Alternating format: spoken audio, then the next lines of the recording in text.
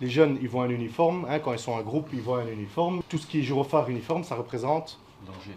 l'autorité. Peut-être expliquer un peu mieux ce que font les pompiers. C'est quoi les pompiers? Ces élèves de 4e secondaire ambitionnent de travailler dans le secteur de la sécurité, un domaine qui subit les agressions physiques ou verbales au même titre que les services de secours, des comportements dont certains de ces jeunes ont déjà été témoins. J'ai déjà vu ça quand j'étais plus petite. J'ai jamais participé et ma réaction, ça me faisait rire sur le moment, mais j'étais encore jeune. J'avais 12 ans, du coup je sais pas vraiment comment je réagirais à cet âge-ci. Oui, j'ai déjà assisté à des gens qui filment ou qui restent là posés à regarder. Il n'y a pas longtemps, j'ai vu une personne qui faisait un AVC, on lui faisait un massage cardiaque, et il y a tout le monde qui reste bloqué devant et il regarde. Des vidéos de prévention, des quiz, des témoignages, voilà ce que contient cette boîte à outils fournie par le SPF Intérieur.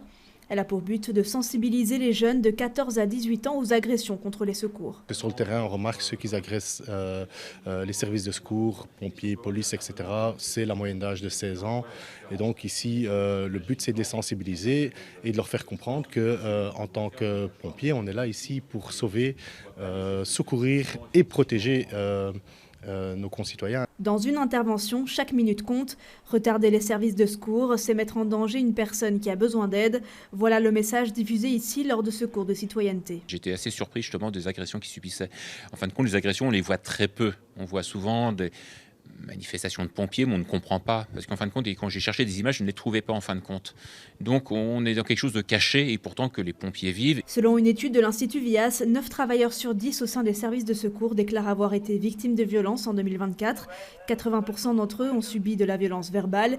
Il est expliqué aux élèves comment avoir les bons réflexes. C'est vraiment très important qu'eux aussi soient sensibilisés à cette question du respect parce que c'est ce qui va les protéger plus tard dans leur futur métier. Ça, ce sont des femmes et des hommes, ce sont des personnes réelles. Ce n'est pas uniquement des images sur TikTok ou sur Snapchat. Il faut faire comprendre quelles sont les mécaniques et les mécanismes qu'il y a derrière cela aux jeunes, parce qu'ils sont les premiers intéressés à cela, entre autres aussi comme facteur de dissémination de ce message, que ce soit à la maison ou dans leur groupe d'amis. Après cette phase pilote, l'objectif est d'étendre le programme à un maximum d'écoles.